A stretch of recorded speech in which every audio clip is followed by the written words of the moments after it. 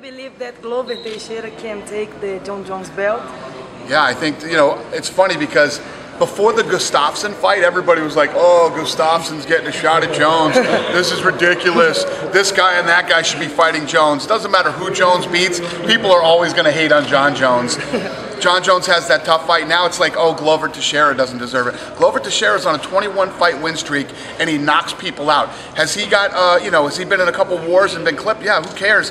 The most important part is he ends up winning at the end of the fight, and most of the time by knockout. The dude is nasty, he's tough, and I admire Jon Jones for wanting to fight him next and saying he'll fight Gustafsson after. Jones has had the toughest run of guys in the UFC. I mean, to get to the belt and to defend the belt, Jones has had to go through hell. What about the UFC's plans for Brazil next year? Yeah, we're planning 13 fights here next year. You know, I know there was a lot of talk. Everybody's been asking me since I got here, is this market not important to you anymore? You haven't been here? Are you people crazy? Have you lost your minds? This might be the most important market in the world. Brazil is on fire. It's taking off. The difference is Brazil doesn't need me down here every 10 minutes. There's other places that I need to be right now. That we're launching UFC China and Ultimate Fighter China in 3 weeks.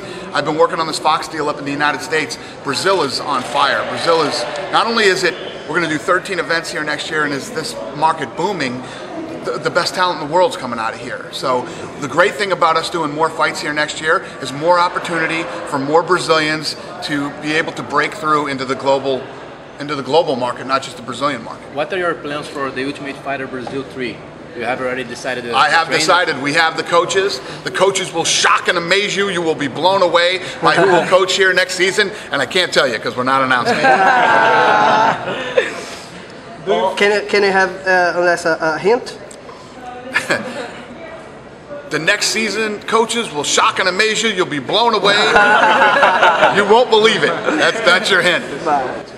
Vitor Belfort is in a weird situation in the UFC because Vitor Belfort puts himself in weird situations in the UFC. Every time a fight ends, he's blowing my phone up wanting to fight that guy that just lost a fight or won a fight, I mean. And, you know, we had fights that we wanted to make for Vitor, and then Vitor has his own ideas of what Vitor wants to do. You know, Vitor's been difficult, so it puts Vitor in a difficult position. If he beats Dan Harrison, he's the next man for the UFC title against Vitor. Well, if he beats him, like they're fighting at 205 pounds, you know, he could have fought. We wanted to do him and Tim Kennedy. He didn't want that fight. He didn't felt that Tim Kennedy deserved to fight him, and whatever his reasoning was. Vitor is difficult. We got to see what happens with this fight with Vitor, and then we'll figure out where Vitor is. Vitor might, you know, win this fight and then want to fight Cain Velasquez, for Christ's sake. Who knows what Vitor wants to do? Jacaré may be first than Vitor to face the winner of this fight. For Vitor to face the winner of this fight? Yeah. Yeah, I don't know. We'll see what happens. Barao's coach in the Deputy Nader said like that he's losing money being an interim champion. He's losing money because they're not doing a good enough job promoting him. That's why they're losing money. They're losing money because he isn't out there trying to get sponsors hard enough. He's not losing money because he's out there beating all the guys.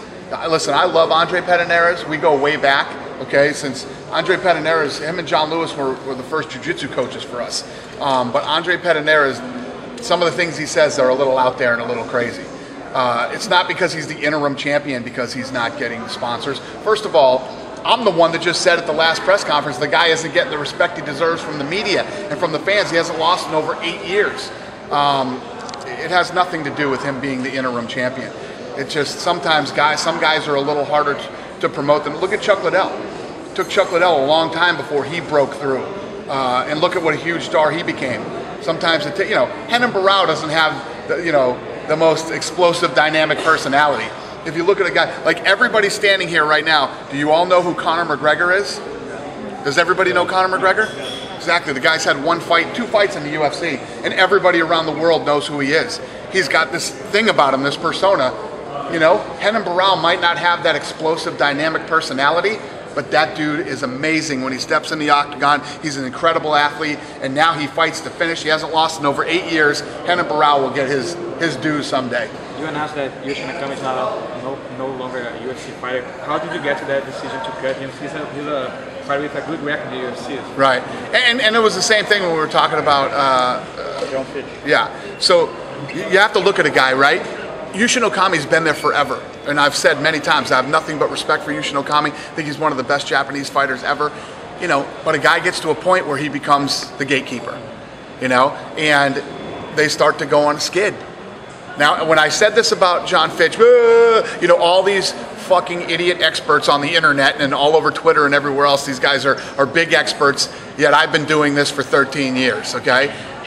It's time for Yushin Okami to go out and test himself outside of the UFC, get some wins and maybe come back. And it's time for some other guys to fight in that division. Yushin Okami's had every opportunity in the world, taking on all the best. He even got a title shot and didn't win. Is what it is. It's no different than the NFL, soccer, or any other sport.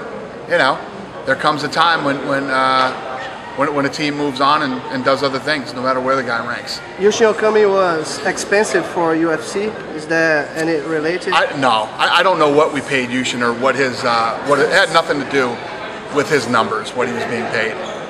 Cyborg said that she expects to fight Ronda Rousey next year at catchweight bout. What's the chance of that happening? Good management. Yeah, slim to none, exactly. She's got a dummy running her business who can't run his own business. You know what I mean? And apparently filling her full of. The last thing I would do ever is do anything with that knucklehead. You know what I mean? I'm not talking about Cyborg. You know, so I mean, she literally committed professional suicide. I mean, the dumbest guy in the sport, literally the dumbest guy in the sport, who has destroyed his own career, she has him guide her career. Makes no sense. Dana, what about Tito calling people out to riot UFC 167, not promoting his fight against Rampage? He's, like I said, the dumbest human being to ever be involved in the sport. But you know what? You know what the thing is that if you want to say he's good at anything, he's good at keeping people talking about him. And the most irrelevant fighter on the fucking planet. Seriously, you guys, he has not won a fight in years. He can't beat anybody. He literally can't beat any. Cyborg would fucking knock him out. Okay? Literally the most irrelevant guy, but still has people talking about him. So he's, for as stupid as he is and as irrelevant as he is, he's very good at keeping people talking about him. Have you ever known a fighter in the history of the world that's lost that many fights and people will still talk about him like he's lost? And the headliner of the first pay-per-view in the home. It makes no sense whatsoever. It makes no sense, it's fucking mind-boggling. You know? It's crazy.